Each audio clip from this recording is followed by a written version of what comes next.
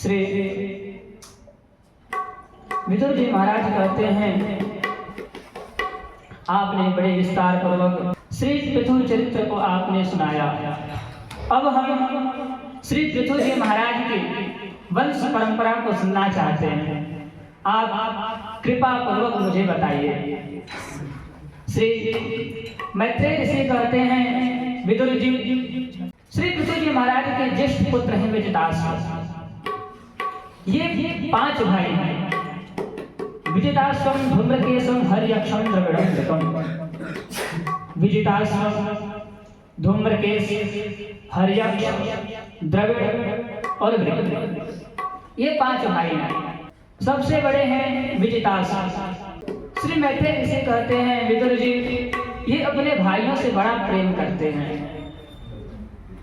विजिताश्वो धीराजासे पृथुपुत्रो पृथुश्रवाः यवि योभ्यो ददात काष्ठा भ्रातृभ्यो भ्रातृवत्सलः। ये अपने भाइयों से बड़ा प्रेम करते हैं और इन्होंने एक भाई को एक दिशा का राज्य सौंप दिया। इनका एक नाम अंतर्धान भी है। इन्हें अंतर्धान भी कहते हैं। जब इंद्र से इन्होंने अंतर्धान होने की विद्या सीखी, इसलिए इन्हें अंतर्धान नाम से ही जाना जाता है। इनकी 2 पत्नियां हैं, एक शिखंडिनी और दूसरी नभस्वती।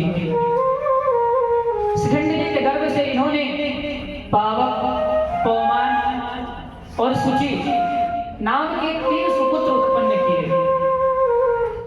ये पूर्व काल में वशिष्ठ ऋषि के श्राप से अग्नियों ने ही इनके यहाँ जन्म लिया और आगे योग मार्ग से पुनः अग्नि रूप को प्राप्त हुए। इनकी जो दूसरी पत्नी है नभस्वती, इनके गर्भ से इन्होंने हविर्धान नाम के एक पुत्र को उत्पन्न किया। आचार्य कहते हैं, विजिताश्व बड़े उदार राजा थे। ये राजा के जो कार्य होते थे, जो राजा करता है, उनको ये दूसरों के लिए बड़ा कष्टदायी समझते थे। कर लेना, दंड देना, जुर्माना वसूल करना इत्यादि जो कर्तव्य हैं, उनको दूसरों के लिए बहुत कष्टदायक समझते थे। इसलिए इन्होंने अपना राज्य काज छोड़ा और एक दीर्घकालीन यज्ञ में दीक्षा ले लिए और यज्ञ करते हुए ये भगवान की आराधना करते हैं और सुदृढ़ समाधि के द्वारा भगवान के दिव्य लोक को प्राप्त हुए। बोल भक्तवत्सल भगवान की। इनके पुत्र हविर्धान जो है, इनकी पत्नी का नाम है हविर्धानी। इन्होंने इनके गर्भ से 6 पुत्र उत्पन्न किए। बरिसदम, गयम, शुक्लम, कृष्णम, सत्यम, जितव्रतम। बरिसद, गय, शुक्ल, कृष्ण, सत्य और जितव्रत नाम के ये 6 पुत्र उत्पन्न किए। हविर्धान के जो ज्येष्ठ पुत्र महाभाग वर्षद है, ये यज्ञादि कर्मकांड में और योगाभ्यास में बड़े कुशल थे। वरिषत्सु महाभागो हाविर्धानी प्रजापति। इन्होंने प्रजापति के पद को भी प्राप्त किया।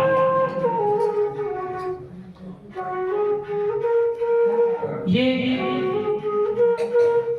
इस पृथ्वी पर इतने यज्ञ किए, एक के बाद दूसरे स्थान पर इतने यज्ञ किए कि संपूर्ण भूमि पूर्व की ओर बिछाए हुए कुशों से पट गई। इसी से आगे चलकर ये प्राचीन बलि नाम से विख्यात हुए।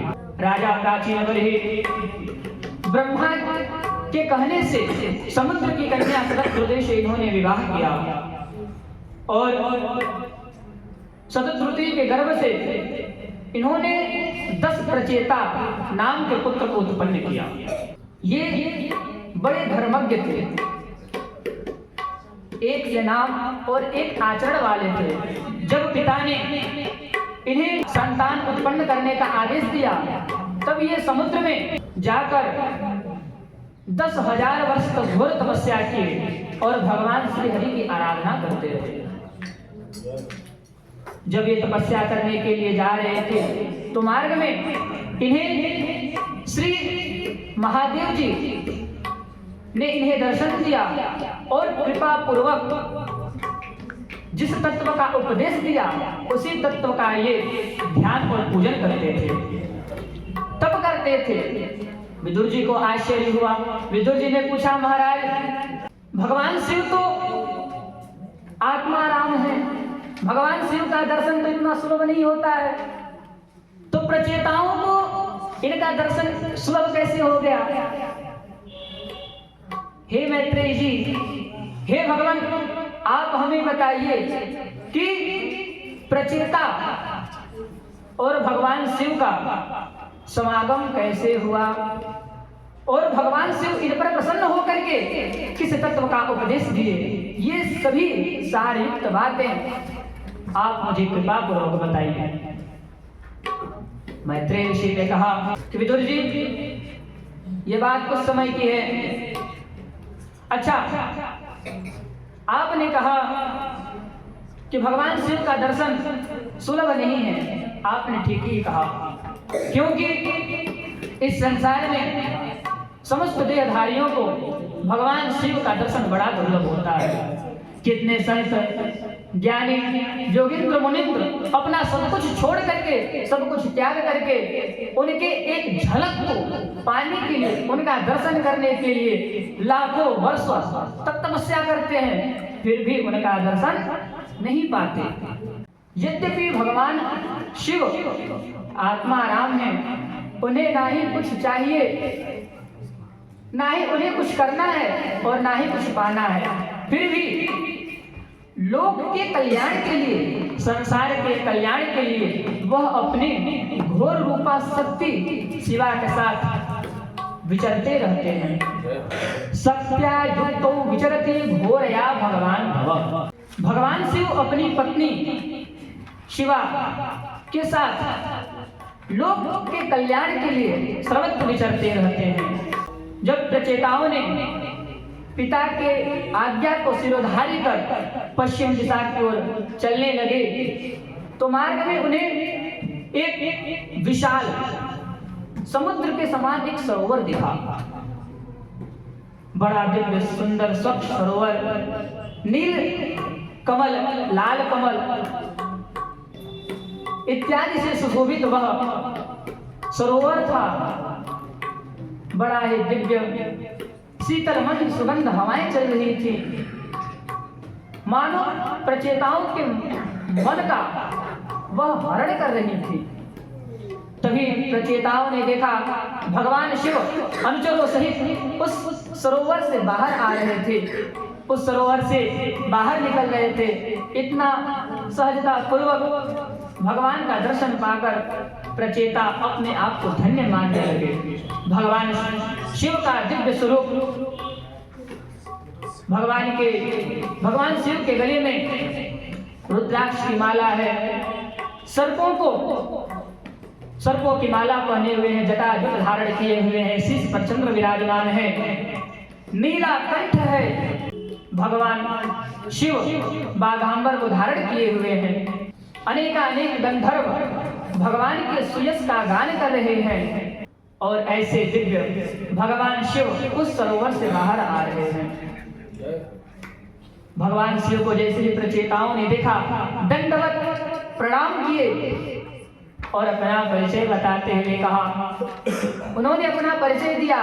भगवान शिव ने कहा कि तुम लोग प्राचीन बरही के पुत्र हो, तुम्हारा कल्याण हो।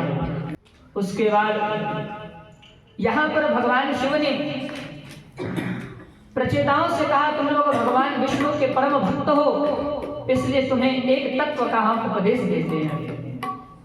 यहीं पर भगवान शिव ने प्रचेताओं को एक योगादेश नामक स्तोत्र का उपदेश दिया, जिसे भागवत में हम रुद्रस्तुति, रुद्र नाम से भी जानते हैं।